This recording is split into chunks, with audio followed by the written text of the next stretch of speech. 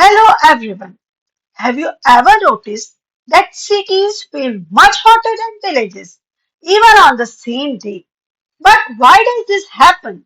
Today, we will make a beautiful urban heat island EVS project, then learn the science behind it and discover simple ways to make our cities cooler. So let's get started. Welcome to the Learn with Clarity Academy. If you are looking for easy school projects, fun science, and creative learning, you are in the right place. Today's project is perfect for school exhibition, homework, and EVS activity. By the end of this video, you will know what an urban heat island is, why cities become hotter, how to draw a beautiful chart step by step, simple ways to reduce city heat. So before we start drawing, let's look at the final chart.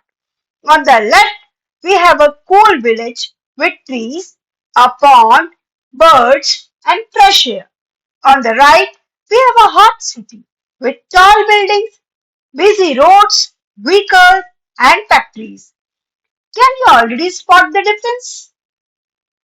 Now, let's learn how to draw it step by step. First step is draw a neat border around the chart. Write the title Urban Heat Island at the top. Next, draw the outline of a smiling sun. In the corner, an outline of a small village house. Keep the stage simple. Now add beautiful trees around the house. Draw a small pond with a few flowers.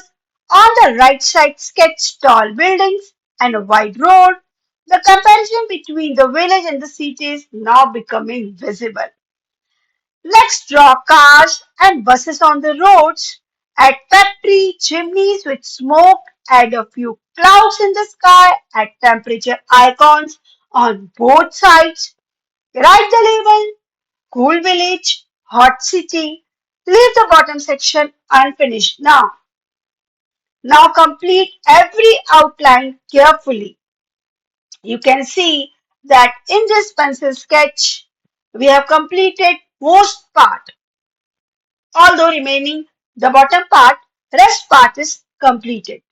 So you can see that cool village, hot city, temperature, everything is mentioned. Now, this is the final chart. The final chart consists of the left hand side, cool village with temperature, right hand side with hot city with temperature, and the bottom, plant more trees, green roofs, make parks, ride bicycle, use public transport. And the fun fact, one large tree can naturally cool the surrounding area. At this stage, the entire chart is ready. No color yet. Then we start the coloring stage. Color only the village side. Use green for trees and grass, blue for pond and sky, brown for house and tree trunks. Leave the city side completely uncolored. Now finish coloring the entire village. Next, color about half of the city. You can color the buildings, a few cars, and a part of the road. The remaining city and the border should still stay as pencil work. Now again, we are doing the coloring part. Finish the city, vehicle smoke and temperature icons, but remember do not color the border yet. Leave it as a clean pencil outline.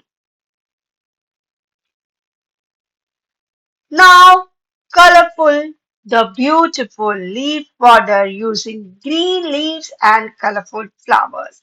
Make the title bold, bright, add neat labels. Your Urban Heat Island project is now ready for your school exhibition. Great job. So, this is a perfect picture and the final picture for Urban Heat Island. Now, let us look closer a border. Notice the colorful leaves, the flowers, tiny birds, cloud, dawdles, and the smiling sun. These little decorations make your project look more attractive and professional. Did you know a single large tree can help cool the surrounding area by providing shade and releasing water into the air through its leaf? That's one reason why parks and trees help cities stay cooler. Now, let's understand the signs. The left side shows a village and the right side shows the hot city. Village usually have many trees, gardens, ponds, and open land. Trees provide shade and help cool the air. The right side shows a city. Cities have many concrete buildings, black roads, fewer trees. Concrete and asphalt absorb heat during the day and release it slowly, making cities much hotter. This effect is called urban heat island. We can reduce this problem by planting more trees, creating parks, building green roofs, riding bicycle using public transport. Small action can make a big difference. Now it's your time, it's quiz time. Which place is usually cooler during summer? A city with many buildings, a village with lots of trees. Don't say the answer aloud. Write your answer in the comment below. I will reveal the correct answer in the pinned comment. Now, here is the today challenge for you, dear children. Can you think of one more way to reduce heat in cities that is not shown in this chart? Share your idea in the comment. I will love to read your answers. So thank you for watching this video. I hope you have enjoyed this, and if you like this, like the channel, subscribe the channel. Thanks for watching.